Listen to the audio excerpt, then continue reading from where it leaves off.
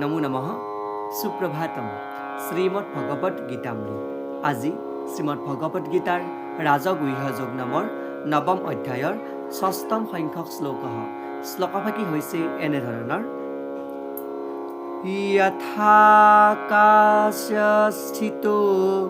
নিত্যম বায়ুঃ সৰ্বত্ৰ গো মহান তথা সৰ্বাণি ভূতানি মৎস্থানিত্যুপধাৰয়া।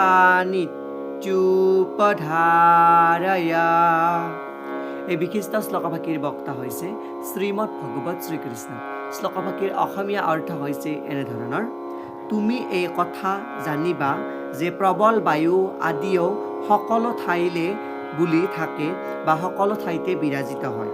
তথাপিও যি যেনেকৈ আকাশতে আশ্ৰয় কৰি থাকে বা সি যেনেকৈ আকাশত আশ্ৰয় কৰি থাকে, ঠিক তেনেকৈয়ে সকলো প্ৰাণীয়েই মোকেই আশ্ৰয় কৰি থাকে বুলি কোৱা প্ৰসংগত ভগৱান শ্ৰীকৃষ্ণই সখা অৰ্জুনৰ আগত এই বিশিষ্ট শ্লোকভাগীৰ অৱতাৰণা কৰিছে। শ্লোকভাগীৰ প্ৰসংগাৰ্থত ভাষ্যকাৰে উল্লেখ কৰিছে যে এই বিশাল পাৰ্থিৱ সৃষ্টিয়ে কিদৰেনো ভগৱানক আশ্ৰয় কৰি থাকে সেই কথা সাধাৰণ মানুহৰ বাবে প্ৰায় কল্পনাতীত। কিন্তু এজন তত্ত্বজ্ঞানী গুৰুৰ আশ্ৰয় লৈ কোনো শিষ্যই যদি সেই বিষয়ে অধ্যয়ন কৰে, তেতিয়াহ'লে তেওঁ কৃষ্ণ ভাৱনা সম্পন্ন হয় সেই বিষয়ে জানিবলৈ পাৰগ হয় বুলি কৈছে।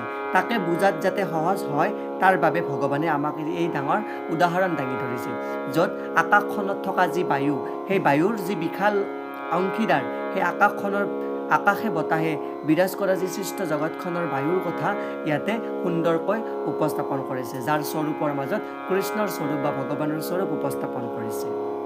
আৰু এই প্ৰসংগত উপনিষদৰ এটি সুন্দৰ পংক্তি উপস্থাপন কৰিছে। তৈত্তিৰীয় উপনিষদত উল্লেখ কৰা হৈছে য়দ্ভিষা ৱাতঃ পৱতে, অৰ্থাৎ ভগৱানৰ ভয়তেই বায়ু বলে।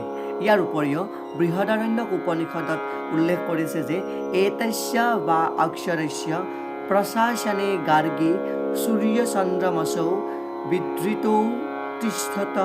এতস্য বা অক্ষৰস্য প্ৰশাসনে গাৰ্গী দ্যাৱাপৃথিৱীও বিধৃতৌ তিষ্ঠতঃ, অৰ্থাৎ পৰম পুৰুষ পৰমেশ্বৰৰ পৰম আদেশতেই তেওঁৰ শাসনৰ অনুসাৰে চন্দ্ৰ, সূৰ্য আৰু অন্যান্য গ্ৰহসমূহৰ ভ্ৰমণ কাৰ্য চলি থাকে।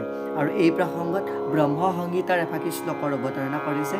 সেই শ্লোকভাগী হৈছে এনেধৰণৰ।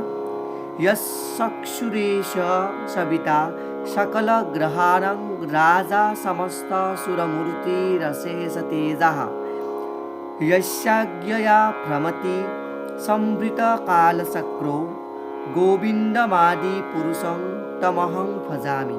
অৰ্থাৎ এইটো সূৰ্যৰ গতিৰ এটা বৰ্ণনা। এই কথাত কোৱা হয় যে সূৰ্য হ'ল ভগৱানৰ এটা চকু আৰু পোহৰ আৰু তাপৰ বিকিৰণ কৰিবৰ বাবে ইয়াৰ অফুৰন্ত শক্তি আছে, যি ভগৱানৰ চকু। কিন্তু তথাপি গোবিন্দৰ পৰম ইচ্ছানুসাৰে এই সূৰ্যও নিজৰ নিৰ্দিষ্ট কক্ষত বিচৰণ কৰি আছে। গতিকে বৈদিক সাহিত্যৰ পৰাও আমি এই কথা প্ৰমাণ কৰিব পাৰোঁ যে যিখন জড়জগতৰ বিশালতা আমি দেখি বিস্ময় মানো, সেইখনো পৰম পুৰুষ পৰমেশ্বৰৰ সম্পূৰ্ণ নিয়ন্ত্ৰণাধীন। আৰু ইয়াৰ প্ৰসংগত এই উক্ত বৈদিক সাহিত্যৰ শ্লোকসমূহ বা মন্ত্ৰসমূহ উপস্থাপন কৰিছে। আৰু এই অধ্যায়ৰে পৰৱৰ্তী শ্লোকসমূহত সেই বিষয়ে বিশদভাৱে উপস্থাপন কৰিব। এয়াই উক্ত বিশিষ্ট শ্লোকভাগীৰ সৰল গুণাৰ্থ। ধন্যবাদ।